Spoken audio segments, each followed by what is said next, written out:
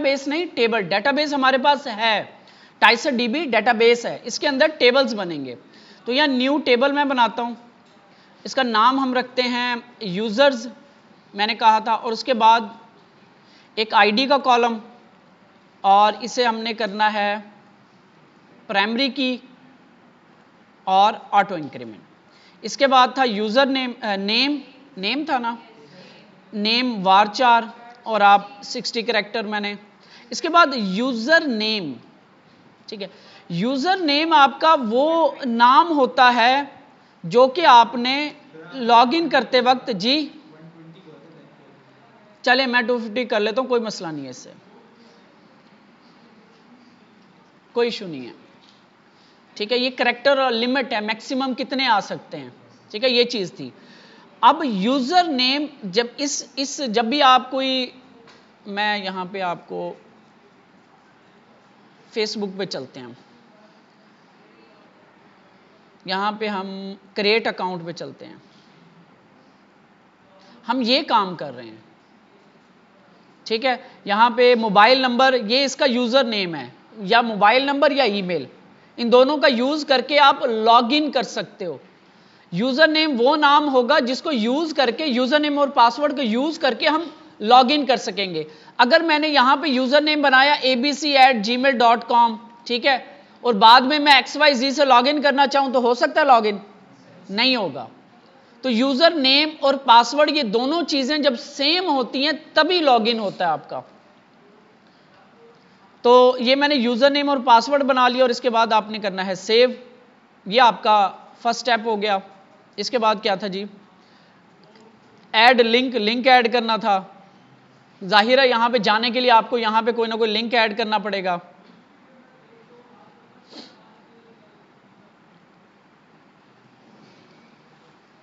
इसमें नहीं, नैव बार के अंदर, क्योंकि नैव बार हमारी हर जगह पे प्रिंट हो रही है। इसको मैंने कॉपी किया, यहां पे आया और लिंक ऐड कर दिया,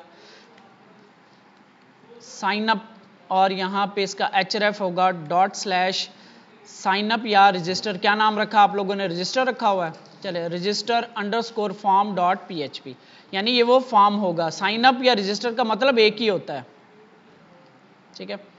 तो यहां पे आने के बाद अब हमने ये फाइल बनानी है,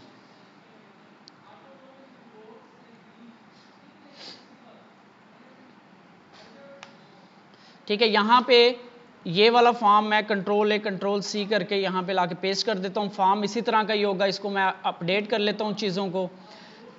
रिक्वायर नैब बार चलेगी, ये आप ऑप्शनल होती है, ये बेशक ना रखें आप, अभी के लिए मैं रख देता हूं।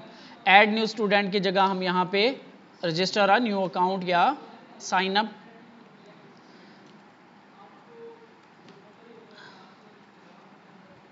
जो भी आप इधर लिखना चाहो। इसके बाद नेम चाहिए हमें, ठीक है, और क्या चाहिए था, यूज़र नेम चाहिए था। इसको मैं कर देता हूँ यूज़र नेम, यूज़र नेम, और टाइप इसकी मैं टेक्स्ट कर देता हूँ। इसके बाद क्या चाहिए, पासवर्ड, तो इसी ये एज वाले को, बल्कि मैं इसको ख़त्म करता हूँ, ये भी नहीं चाहिए हमें, ये भी नहीं चाहिए, ये ख़त्म। सिर्फ इसी को कॉपी किया मैंने और यहाँ पे लाके पेस्ट कर दिया। इनपुट की टाइप हो जाएगी पासवर्ड, और यहाँ पे पासवर्ड, यहाँ पे एग्जाम्पल में आ गया ये यूज़र नेम, यूज़र नेम, और यहाँ पे सीक्रेट पासवर्ड लिख देता हूँ, प्लेस होल्डर। ऐड स्टूडेंट की जगह यहाँ पे हो जाएगा आपका रजिस्टर या साइन अप, ठीक है। तो रिफ्रेश कर लें, लिंक आ गया, क्लिक किया, इस फॉर्म पे आ गया, फॉर्म बन गया। अब इस फॉर्म का डाटा लेके जाना है हमने एक फ़ाइल के अंदर। पहले तो एक दफ़ा इसको कंफर्म, अभी नाम इसका नेम आ गया, और ईमेल नहीं आएगा, यहाँ पे आएगा यूज़र नेम, और पासवर्ड की जगह PASSWORD पासवर्ड। ये आपका आगे 3 वैल्यूज़, ठीक है। और ये हम अभी देखेंगे, जो पीछे से लेकर आएंगे एरर वो शो करवाएंगे हम यहाँ पे, ये पहले से ऑलरेडी चल रहा है, बाकियों का भी अभी हम शो करवाएंगे एरर।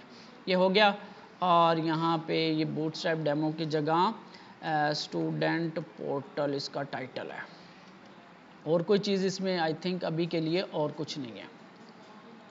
इसको रिफ्रेश कर लें एक दफ़ा। इसकी कॉस्मेटिक जो है वो एक ही दफ़ा मैं सेट करूँगा, मैं यानी कि इसका डिज़ाइन लुक वो आपका मैं एक ही दफ़ा सेट कर दूँगा। मैं HTML के अंदर टाइम वेस्ट नहीं करना चाहता। HTML CSS वो आपने खुद करनी है। मैं जैसे मुझे टाइम मिलेगा मैं इसकी स्टाइलिंग कर दूँगा, वो आप देख लेना कि कैसे मैं करता हूँ, लेकिन काम पीछे यही हो रहा होगा। तो मैं इसलिए इसकी HTML CSS पे टाइम नहीं वेस्ट कर रहा। यहाँ पे हमने नाम, अच्छा यहाँ से अभी हम ये जाएगा किधर जी, ये हम एक फाइल बना लेते हैं, register.php पे जाएगा। अब यहाँ पे सारा काम वही वाला हो रहा होगा जो कि ऐड का था, यानी कि यहाँ पे स्टोर वाला। तो इस सारे को एक दफ़ा के लिए मैं कॉपी कर लेता हूँ और यहाँ पे लाके पेस्ट कर देता हूँ और यहाँ पे इसको इको करवाने के बाद इस स्क्रिप्ट को एग्जिट कर देता हूँ। आगे अभी हम देख लेंगे, ठीक है जी। तो साइन अप रजिस्टर फॉर्म और ये जाएगा register.php पे, तो यहाँ पे इसका चेंज होके हो गया register.php। टाइप इसकी पोस्ट, ठीक है।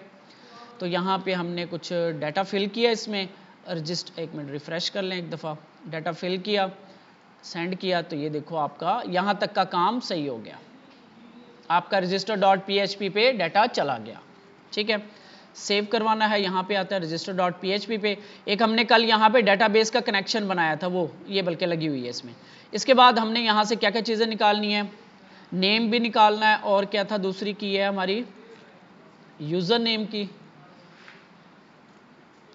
यूज़र नेम और हमारा पासवर्ड, और यहाँ पे इसका नाम रख दिया यूज़र नेम और इसका नाम रख दिया पासवर्ड, और ये दो चीज़ें यहाँ पे हमें नहीं चाहिए, ठीक है जी। सेव करते हैं और ये हमारे पास आ गया, तीनों वैल्यूज़ हमने डाटा कलेक्ट कर लिया। इसके बाद ये लॉजिक, अगर नाम नहीं आया तो नाम का एरर जाएगा, सेम इसी तरह मैं यहाँ से कॉपी कर लेता हूँ। ये कल हमने सेशन को देखा था। सेशन क्या होता है, बेसिकली हमारे पास एक प्रॉब्लम होती है। प्रॉब्लम क्या है कि एक पेज से दूसरे पेज को डाटा सेंड करना होता है हमने, यानी स्टोर को डाटा सेंड करना चाह रहा है ऐड फॉर्म को। इसके दो तरीके हैं, हाँ दो तरीके होंगे, दो या दो से तीन तरीके हैं। एक तरीका यह है कि URL के थ्रू भेजा जाए, लाइक यहाँ पे हम आए थे जब हम होम पेज पे, तो हम यहाँ पे डाटा भेज रहे थे अपडेट को, तो URL के थ्रू अपडेट पे क्लिक करते थे, तो ये डाटा आपका ID पिछले वाले पेज से, इंडेक्स वाले पेज से अगले अपडेट फॉर्म वाले पेज पे ये जा रहा है। ये एक पेज से दूसरे पेज को डाटा भेजा जा रहा है यूजिंग URL, इसे हम कहते हैं URL पैरामीटर्स या क्यूरी पैरामीटर्स, एंड लगा के और ID, और इस तरीके से हम डाटा भेजते हैं। एक पेज, ये वाला पेज, यहां से कोई ID भेजी जा रही है अगले पेज को, ठीक है। तो यहां पे प्रॉब्लम ये होती है कि जब बड़ा डाटा भेजना होता है PHP के अंदर, तब हम एक सेशन का यूज करते हैं। सेशन क्या है, एक स्टोरेज कह लो आप, एक स्टोरेज है। स्टोरेज ऐसी स्टोरेज है कि जो शेयर्ड होती है पेजेस के दरमियान, यानी इसको हर पेज एक्सेस कर सकता है। यानी ऐसा है कि एक रूम से दूसरे रूम में आप नहीं जा सकते, ठीक है। तो आपने क्या किया, दरमियान में एक होल बना लिया और उसके थ्रू आप चीजें पास कर रहे हो, या ऐसा आपने बास्केट बना ली कि वहां पे एक रूम वाला चीज रखता है तो दूसरा रूम वाला उस बास्केट से उठा लेता है, ठीक है। कुछ ऐसा आपने एक सेशन, हम इसे कहते हैं सेंट्रल डाटा स्टोरिंग है आपकी। लेकिन ये क्या कर रहा होता है, ये PHP कर रहा होता है। जब सेशन में डाटा रखते हैं तो उसको store.php भी एक्सेस कर सकता है, ये भी एक्सेस कर सकता है, कोई भी पेज एक्सेस कर सकता है। यहां पे भी हमारे पास क्या होता है कि यहां से जब हमने एरर भेज रहे थे, ये वाला एरर, ये आपका हमने सेशन में स्टोर करवा देते हैं, ठीक है, और इस पेज को वापस ले जाते हैं इस पे जहां पे हमने एरर, ये अब जाएगा हमारा किस फॉर्म पे, रजिस्टर फॉर्म पे, register_form पे जाएगा। ओहो, ठीक है।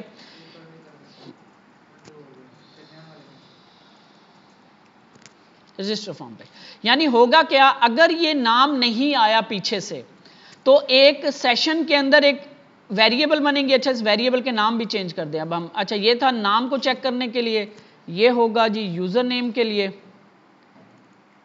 और इसको हम नाम दे देते हैं यूजर नेम एरर, और ये होगा जी आपका पासवर्ड के लिए। पासवर्ड में अभी और भी चीजें लगेंगी, अभी के लिए बस ये वाला हम चेक कर रहे हैं, और इसका नाम रख रहे हैं हम पासवर्ड एरर।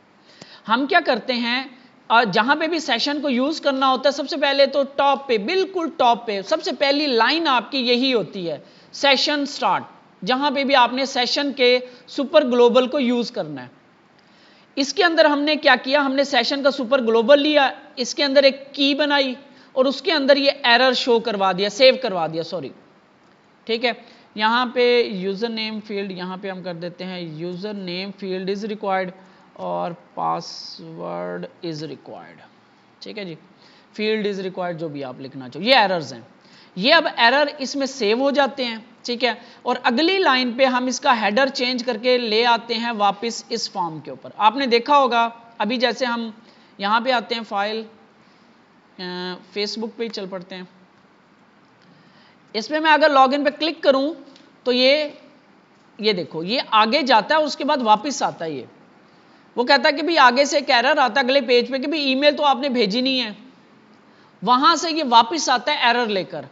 हम भी यही काम कर रहे हैं, जब हम इस फॉर्म से सबमिट करवाते हैं डाटा लेकिन हम यूजर नेम ना भेजें तो ये इस पेज पे जाएगा, यहां पे चेक करेगा, अच्छा यूजर नेम नहीं आया, सेशन के अंदर एक एरर स्टोर करवाएगा और वापस आ जाएगा रजिस्टर फॉर्म पे। तो जैसे ही रजिस्टर फॉर्म पे आएगा तो हम चेक कर लेंगे आया कि ये सेशन के अंदर ये की पड़ी है नेम एरर वाली, हाँ पड़ी हुई है, तो उसको शो करवा दो, यानी कि यहां पे प्रिंट करवा दो, और उसके प्रिंट करवाने के बाद फौरन इसको अनसेट भी कर दो, डिलीट भी कर दो, क्योंकि एक दफा हमें ये चाहिए एरर, दोबारा नहीं चाहिए, दोबारा से घूम के आएगी चीज। तो ये काम हम यहां पे कर रहे हैं। सेम इसको अभी करके देख लेते हैं, रजिस्टर पे चलते हैं, यहां पे हम यूजर नेम भेज देते हैं कोई,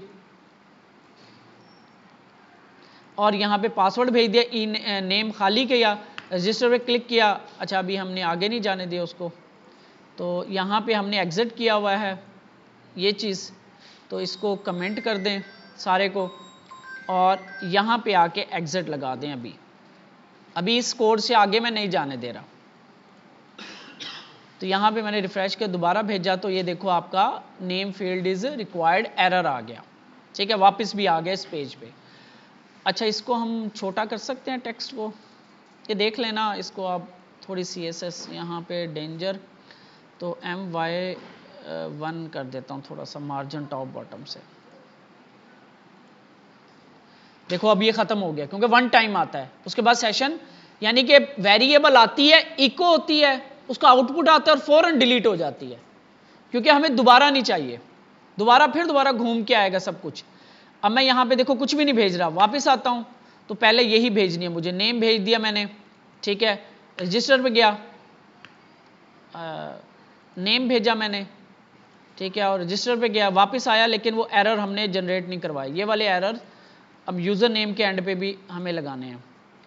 कैसे किया था मैंने, इस डिव के अंदर रखा था, ये कॉपी करके यहाँ पे पेस्ट, और ये कॉपी करके यहाँ पे पेस्ट, और वेरिएबल के नाम चेंज हो जाएंगे। यूजर नेम के लिए ये वाली वेरिएबल यूज होगी, ये, और पासवर्ड के लिए सेशन जो है ये बहुत इंपॉर्टेंट है, इसके बगैर हमारा आगे लॉगिन भी हमने काम करना है, वो भी इसी को यूज करेंगे ऐसे, ठीक है। तो रिफ्रेश कर लेते हैं हम, ठीक है, यहाँ पे देखो ये कह रहा है मुझे, रिफ्रेश करते हैं फाइनल, तो मैंने नाम भेज दिया, पासवर्ड भेज दिया, लेकिन यूजर नेम भेजा तो एरर यूजर नेम, ठीक है। इसके बाद मैंने नाम भेज दिया, यूजर नेम भेज दिया, लेकिन पासवर्ड नहीं भेजा तो पासवर्ड का एरर, ठीक हो गया। तो ये इस तरह से आपकी वैलिडेशन, ये जो स्टेप था वैलिडेशंस वाला वो ये था, शो वैलिडेशन एरर्स सेशन के थ्रू, वो हमने यहां पे शो करवा दिए।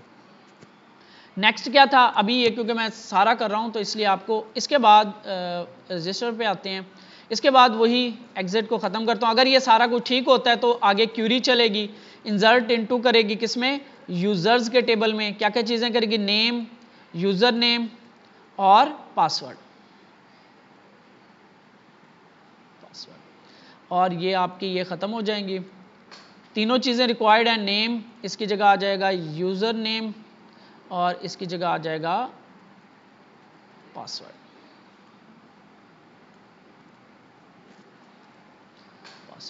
ठीक है।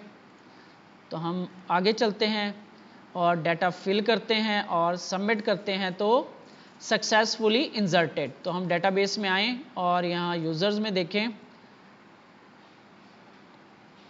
देखो एक डाटा आपके पास आ गया, ठीक है। ये एरर क्या आया जी, user name variable undefined variable 39 पे अनडिफाइंड वेरिएबल क्यों आ रहा है, यूज़र नेम ये वाली USERNAM स्पेलिंग गलत हैं यूज़र नेम के, यूज़र नेम। तो इंसर्ट हुआ था डाटा, इंसर्ट कैसे हो गया वैसे, अच्छा वो NME का इशू आ रहा है, हाँ खाली आ गया ना, ठीक है, डाटा इंसर्ट नहीं हुआ ना इसका।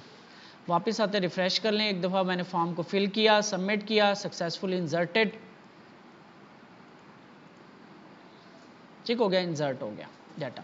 एरर भी प्रॉपर शो हो रहे हैं, ठीक है। अगर मैं खाली भेजता हूं तो user name required, user name fill करके भेजता हूं तो भाई ये भी चाहिए आपको, नेम भी चाहिए, यूज़र नेम भी चाहिए, और ये भेजता हूं तो पासवर्ड भी चाहिए, तीनों चीज़ें आपको चाहिए, ठीक है। लेकिन एक और मैंने इसमें कंडीशन रखी थी कि पासवर्ड की जो लेंथ है ना वो भी 6 करैक्टर से छोटी नहीं होनी चाहिए, ठीक है, ये भी लगा लेते हैं। अगर यहाँ पे कहता है कि नॉट एम्प्टी तो ये हो जाएगा एल्स इफ, पासवर्ड का ही एक और कंडीशन लग रही है।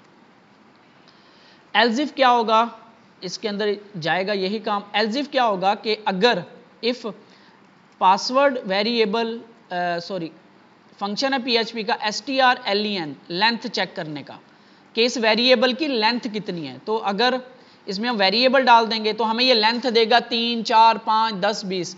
अगर वो लेस देन होती है 6 तो एरर आ जाए, वही सेम पासवर्ड वाला एरर, लेकिन अब इसका जो मैसेज होगा वो चेंज हो जाएगा कि password length should be at least 6 characters, ठीक है। तो सेव करते हैं, चेक करके देखते हैं आया कि ये ठीक है।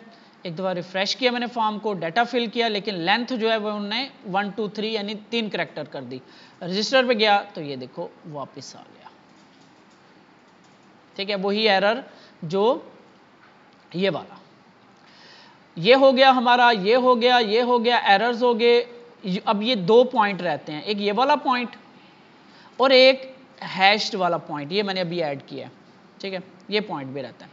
अच्छा होता क्या है कि यहाँ पे अगर ये डेटाबेस हैक हो जाए, अगर ये डेटाबेस हैक हो जाए तो यूज़र जो मैं फ़र्ज़ करो मैं हूँ, अगर मुझे ये डेटाबेस मिल जाए फेसबुक का फॉर एग्जांपल, और इस तरह से पासवर्ड सेव हो तो मैं किसी का भी अकाउंट लॉगिन कर सकता हूँ।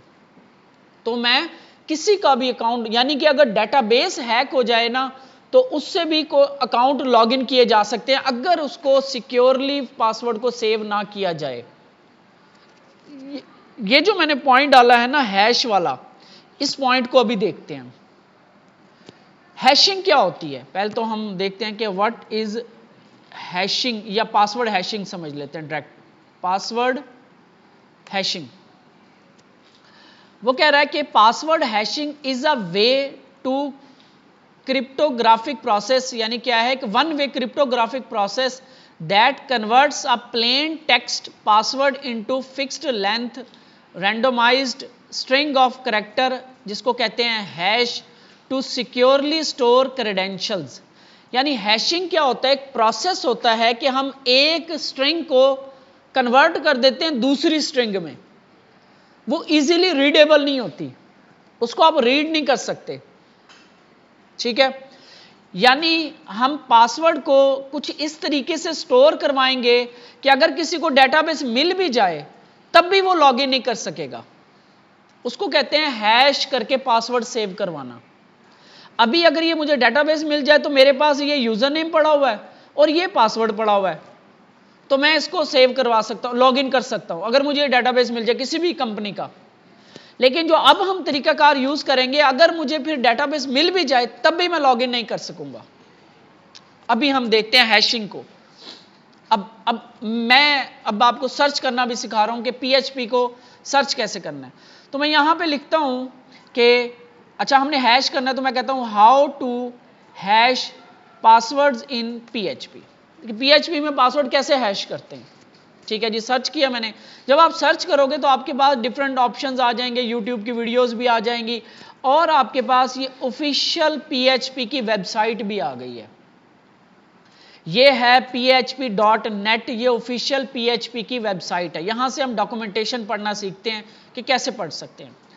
तो यहाँ पे AI ने यानी गूगल ने हमें दिया हुआ है, लेकिन यहाँ पे PHP भी कुछ बता रहा है। जो PHP की सर्वर वेबसाइट है ना, वो भी हमें बता रही है कि भाई एक PHP के पास पासवर्ड अंडरस्कोर हैश के नाम से फंक्शन भी है, अगर आप उसको यूज करो तो ये पासवर्ड जो है ना ये हैश कर देगा। इट्स लाइक, इसका मतलब क्या है हैशिंग का, यानी हैशिंग का मतलब ये होगा कि आपने एक डोर को ताला लगा दिया, एक डोर को आपने ताला लगा दिया, और वो जो लॉक है वो आप खोल नहीं सकते, उसके लिए भी खोलने के लिए आपको फंक्शन चाहिए होगा, ठीक है। यानी PHP का ये वाला पासवर्ड अंडरस्कोर हैश क्या करेगा, जो हम पासवर्ड एंटर करेंगे ना 1 2 3 4 5 6 ही कर दें बेशक, उसको भी ये इस तरीके से सेव करवाएगा कि हमें पता ही नहीं चलेगा कि इसका पासवर्ड क्या है। अभी हम देखते हैं, अगर ऐसा ना करें, अगर डेवलपर ऐसा ना करे, फॉर एग्जाम्पल मैं अगर किसी कंपनी के अंदर बैठा हूं, मैं डेवलपर हूं, तो मैं किसी का भी पासवर्ड देख सकता हूं, लेकिन जो प्रोसेस यूज करेंगे ना, इसमें डेवलपर को भी नहीं पता होता कि क्या पासवर्ड सेव हुआ है। यह हैशिंग है। यानी जो बनाने वाला, मैं बना रहा हूं, मैं एप्लीकेशन बना रहा हूं, मेरे पास डेटाबेस भी है, सब कुछ है, मुझे भी नहीं पता होगा कि आपने क्या पासवर्ड सेव किया है। ये अभी हम हैशिंग में करेंगे। तो ये PHP की ऑफिशियल वेबसाइट है, इस पर क्लिक किया मैंने, तो ये इसकी ऑफिशियल वेबसाइट है PHP की, डॉक्यूमेंटेशन है पूरी। वो बता रहा है कि पासवर्ड हैश का फंक्शन है जो यूज होता है पासवर्ड को हैश करने के लिए, इसका डिफॉल्ट फंक्शन है। यहां पे ये बता रहा है कि ये किस किस वर्जन में यूज हो सकता है, यानी ये कह रहा है कि PHP 5 से अबव 8 तक ये यूज हो सकता है। अभी हम जो वर्जन यूज करें PHP का वो 8 है, तो इसमें भी यूज हो जाएगा। डिस्क्रिप्शन बता रहा है, पासवर्ड हैश दोगे, ठीक है। वो कह रहा है कि यहाँ पे आपने वो पासवर्ड डालना है, उसके बाद कुछ आपने ये हैशिंग के स्ट्रिंग्स है, ऑप्शंस है, ये डालने हैं। तो उसमें वो बता रहा है password default, password bcrypt password, ये कुछ उसके हैशिंग के पैरामीटर्स हैं। यानी आप यूँ समझ लो कौन सा ताला लगाना है, चाइना का ताला लगाना है, पाकिस्तानी ताला लगाना है, कौन सा ताला लगाना है, ये उसके कुछ ऑप्शंस हैं, ठीक है। बीक्रिप्ट एल्गोरिदम को यूज कर रहा है, बीक्रिप्ट यूज बीक्रिप्ट एल्गोरिदम, ठीक है। तो ये कुछ एल्गोरिदम है। नीचे आओगे आप, यहाँ पे आके इसको वो यूज करना भी सिखा रहा है, कैसे यूज करना है। वो कह रहा है कि पासवर्ड हैश का फंक्शन डालोगे, इसमें आप पासवर्ड डालोगे, इसमें एक ये फ्लैग ऐड करोगे, तो ये रिटर्न में आपको एक पासवर्ड की हैशिंग स्ट्रिंग कुछ ऐसे बना के देगा। ये आपका वो सिक्योर पासवर्ड होगा जो आप डेटाबेस में सेव करवाओगे। इसको अभी हम टेस्ट करके देखते हैं पहले ये क्या चीज़ है। ये फंक्शन मैं कॉपी करता हूं, ठीक है। यहां पे आता हूं, ये हमारा पासवर्ड आ रहा है, इस जगह पे आके मैं यहां पे आके लिखता हूं हैशिंग HACH हैशिंग पासवर्ड। तो ये फंक्शन है इसका, पासवर्ड हैश का PHP का फंक्शन है। इसमें क्या करना होता है, आपने वो पासवर्ड डालना होता है जिसको आपने हैश करना है, वेरिएबल में स्टोर है हमारे पास, ठीक है। और उसके बाद ये एल्गोरिदम होता है। इसके बाद आपको ये क्या करेगा, एक हमें रिटर्न करेगा जिसको मैं रख रहा हूं हैश जो पासवर्ड के नाम से, ठीक है। और इसको जी क्या मसला है, एको करवाएंगे हैश जो पासवर्ड, ये ऐसे, ठीक है। और इसके नीचे मैं अभी के लिए एग्जिट कर रहा हूं, कोड को इससे आगे नहीं जाने दे रहा हूं। यहां पे आते हैं, रजिस्टर पे आते हैं, एक दफ़ा मैं रिफ्रेश करता हूं, डाटा सेंड किया, यहां पे मैं 1 2 3 4 5 6 लिख रहा हूं, ठीक है। 1 से लेकर 6 तक गिनती लिख रहा हूं। क्लिक करोगे तो ये देखो, इसने वो 1 से लेकर 6 तक को कुछ ऐसे बना के दे दिया मुझे, एक एल्गोरिदम, एक हैश्ड वर्जन दे दिया किसका, 1 से लेकर 6 तक, 1 2 3 4 5 6 लिखा था मैंने पासवर्ड, उसका उसने इनक्रिप्टेड वर्जन दे दिया मुझे। ये मैंने सेव करवाना है डेटाबेस में।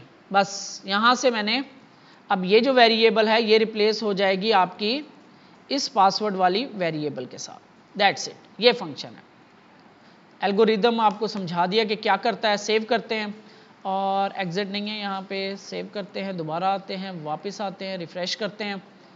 अभी हम दोबारा एक यूज़र को सेव करवाते हैं। इसका जो मैं पासवर्ड रख रहा हूँ 1 2 3 4 5 6, ठीक है। रजिस्टर किया, सक्सेसफुल रजिस्टर हो गए। और इसके बाद डेटाबेस में देखो, अब देखो आपके पास क्या चीज़ सेव हुई है। अब अगर किसी को ये डेटाबेस मिल भी जाएगा ना, तब भी वो नहीं बता सकता कि इसका पासवर्ड क्या सेव था। अब इसका फिर वाइस वर्सा, जब लॉगिन करेंगे तब इसका वाइस वर्सा करेंगे, यानी उल्ट करेंगे, ठीक है। वो अभी हम प्रोग्रामिंग में नेक्स्ट हम टॉपिक में कल या आज देख लेंगे कि लॉगिन कैसे करना। अभी हम साइन अप कर रहे हैं। एक स्टेप तो हमारा ये वाला हो गया, हैशिंग वाला, ये वाला। इसके बाद अब हमने एक यूनिकनेस यूज करनी है। अब ऐसा तो नहीं हो सकता, अगर आप यहां पे देखो तो यहां पे मैं आता हूं, फॉर एग्जांपल मैं यहां पे आया, वापस आया, मैंने यहां पे ऐड किया डाटा, यहां पे मैंने ये वाला यूजर नेम ऐड किया, रजिस्टर कर लिया, ठीक है, नो थैंक्स। तो यहां पे आपके पास इस यूजर नेम से यूजर रजिस्टर हो गया। दोबारा आया, ठीक है, रिफ्रेश किया, मैंने डाटा ऐड किया, सेम यूजर नेम डाल दिया, लॉगिन किया। यहां पे देखो सेम यूजर नेम से दो लोग जो हैं, दो यूजर जो हैं वो रजिस्टर हो गए। ऐसा नहीं हो सकता। यानी आप एक ईमेल से, यानी यूजर नेम कुछ भी हो सकता है, यूजर नेम आपका नंबर भी हो सकता है, यूजर नेम आपका ईमेल भी हो सकता है। फर्ज करो मैं ईमेल लिखता हूं ali@gmail.com, ठीक है, रजिस्टर करूं अली के नाम से, अली एट यूजर नेम में रजिस्टर हो गया, ठीक हो गया। दोबारा आता हूं वापस, दोबारा मैंने डाटा ऐड किया, यूजर नेम वही ali@gmail, दोबारा फिर रजिस्टर हो गया। ऐसा नहीं होना चाहिए। क्या ऐसा होना चाहिए? नहीं होना चाहिए। यूजर नेम हमेशा यूनिक होगा। यूजर नेम से, सेम ईमेल से कोई दो बंदे रजिस्टर हो जाएं, यूजर नेम कुछ भी हो सकता है, कोई बंदा एबीसी चूज कर ले, लेकिन दोबारा कोई बंदा एबीसी दोबारा चूज नहीं कर सकता। जैसे आप फेसबुक पे कोई यूजर नेम चूज कर लेते हो तो दोबारा उस नाम का यूजर नेम कोई और नहीं ले सकता। एक फोन नंबर एक दफा रजिस्टर हो गया, दोबारा रजिस्टर नहीं होगा फेसबुक पे। एक ईमेल रजिस्टर हो गई है, दोबारा वो रजिस्टर नहीं होगी। यही चीज हम करने लगे हैं। अब इसको थोड़ा सा हम प्रोग्रामिंग से करते हैं, ठीक है। हमने ये एरर्स भेज दिए उसको। पासवर्ड हैश करने से पहले यहां पे हम चेक लगाते हैं, यूजर नेम यूनिकनेस का चेक। ये थोड़ा लॉजिकल होगा, देख लेना। Check user name should be unique. अब ये कैसे होगा? होगा क्या कि हम देखेंगे डेटाबेस के अंदर आया के ये जो यूजर नेम यूजर ने भेजा है, जिसको हमने इसमें सेव करवा लिया, इस यूजर नेम से पहले तो कोई रिकॉर्ड नहीं पड़ा हुआ। अगर तो वो पड़ा होगा रिकॉर्ड, तब हम एरर भेज देंगे। अगर वो नहीं पड़ा होगा तब हम आगे जाने देंगे उसको। ये चीज यहां पे हम समझ रहे हैं। इसके लिए सबसे पहले तो मुझे स्टेप 1 में क्या करना पड़ेगा?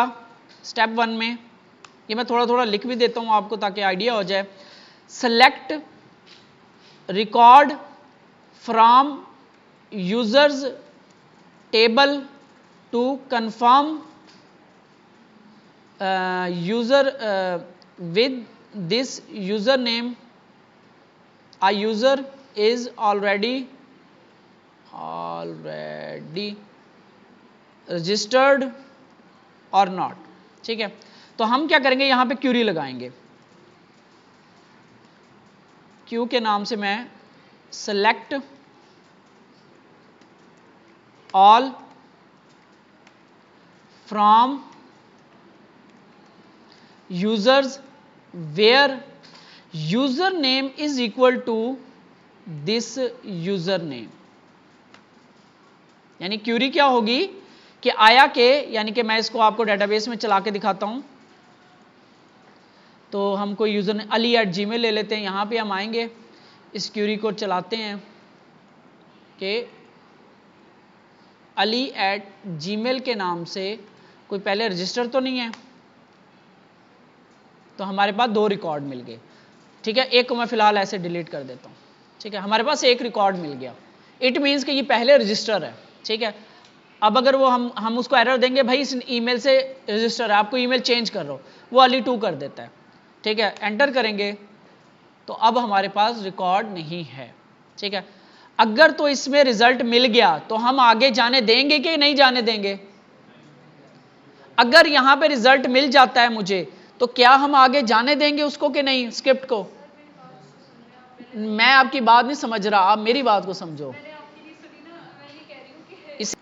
ये क्यूरी बन गई, इसके बाद हम इसको रन करते हैं क्यूरी को। तो यहाँ पे $$ res या मैं ऐसे कहता हूँ SQL_RESULT is equal to MySQLi_query। तो हम इसको रन करते हैं SQL को, इस क्यूरी को रन करेंगे, फिर हम देखेंगे कि आया कि रिजल्ट है। कैसे चेक करेंगे? तो हम यहाँ पे इसका गेट कर लेंगे। इसके लिए हम या तो ये वाला यूज़ कर सकते हैं, किधर गया हमारा वो फंक्शन है, यहाँ पे हमारे पास फंक्शंस पड़े हुए थे, मैंने एसक्यूएल के कुछ फंक्शंस यहाँ पे शेयर किए हैं आपके साथ, ये ठीक है। यहाँ पे एक है फैच सॉक कर लें या नम रोज कर लें, सेलेक्ट रिजल्ट इंटीजर, ठीक है। नम रोज करते हैं, MySQLi नम रोज, ये क्या देता है हमें? एको करवाते हैं MySQLi नम रोज के नाम से, इसके अंदर हम डालते हैं इसका रिजल्ट $रिजल्ट, यहाँ पे एग्जिट करते हैं अभी, ठीक है। ये क्या करेगा, हमें बताएगा कि ये क्या एरर दे रहा है हमें, क्या? हाँ सॉरी, कनेक्शन पास नहीं किया यार, ठीक है, कनेक्शन पास नहीं किया था हमें, ठीक है। तो ये इसके अंदर रिजल्ट आएगा और ये फंक्शन हमें बताएगा कि इस रिजल्ट के तहत कितनी रोज आई हैं, ठीक है। तो देखते हैं जो मैं बात कर रहा हूँ वही है या कुछ और है। तो यहाँ पे आते हैं हम और वापस आते हैं, रिफ्रेश करते हैं, यहाँ पे कुछ डाटा डालते हैं और यहाँ पे वही ईमेल क्या था, ali@gmail.com सेलेक्ट करते हैं, रजिस्टर करते हैं। तो नो, क्या एरर आया जी? कौन अनडिफाइंड वेरिएबल, कौन नहीं है यार, कौन CN, C और NN है, ठीक है। रिफ्रेश करें, सेंड करें तो 1 रिजल्ट आ गया हमारे पास, ठीक है। किधर है ये कोने में है यहाँ पे, ठीक है। तो रिजल्ट हमारे पास 1 रिजल्ट आ गया। तो अगर हम यहाँ से ईमेल भेजें, दोबारा वापस आते हैं, यूनिक ईमेल भेजें, किधर गई, यहाँ पे रिफ्रेश कर लें इसको, डाटा फिल किया, यहाँ पे कुछ ali2@gmail.com रजिस्टर किया तो 0, इस नाम से कोई भी नहीं है। यानी हमें ये जो फंक्शन है रिजल्ट के अंदर से बताता है कि कितने रिजल्ट आए हैं, यानी नंबर ऑफ रिजल्ट कितने आए हैं, ये वाला फंक्शन नम रोज। अगर तो ये 1 या 1 से ज्यादा होगा, इसका क्या मतलब है कि ऑलरेडी रजिस्टर पड़ा हुआ है, यानी इस यूजर नेम के तहत एक पहले से ही यूजर रजिस्टर है। तो हम यहाँ पे कुछ ऐसे लिख देते हैं, ये वाली इफ कंडीशन उठाते हैं और यहाँ पे हम कुछ ऐसे लिखते हैं, ये वाला फंक्शन उठाते हैं, ऐसे कॉपी किया मैंने और यहाँ पे हम लिखते हैं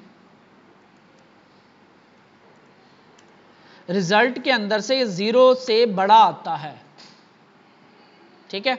हम कह रहे हैं, दोबारा समझा दे, फॉर्मेट डॉक्यूमेंट, ठीक है। हम कह रहे हैं, हमने सिलेक्ट की क्यूरी चलाई कि इस यूजर नेम के तहत जो पीछे से यूजर ने भेजा उसके तहत अगर कोई रिजल्ट आ जाता है जो कि 0 से बड़ा है, इट मीन्स के एरर आ गया भाई, ये पहले से रजिस्टर है। अब हम इसका नाम रख देते हैं, ये यूज़र नेम वाला ही कर लेते हैं, इसी को यूज़ कर लेते हैं, यहीं पे हम शो करवाएंगे यूज़र नेम एरर, लेकिन अब इसका नाम होगा कि user name you selected, user name already registered, ठीक है। और लोकेशन वापस और इस एग्जिट को ख़त्म करते हैं।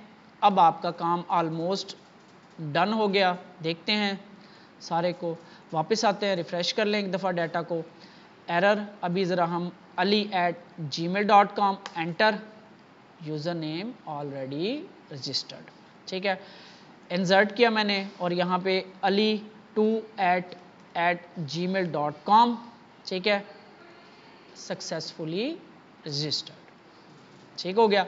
ये आपका यूनिकनेस वाला चेक लग गया कि अब यूज़र यूनिक। हम यहाँ डेटाबेस में भी होता है कि यूनिकनेस वाला, यूज़र नेम पे आओगे, चेंज पे आओगे और डिफ़ॉल्ट यहाँ पे होता है यूनिक की,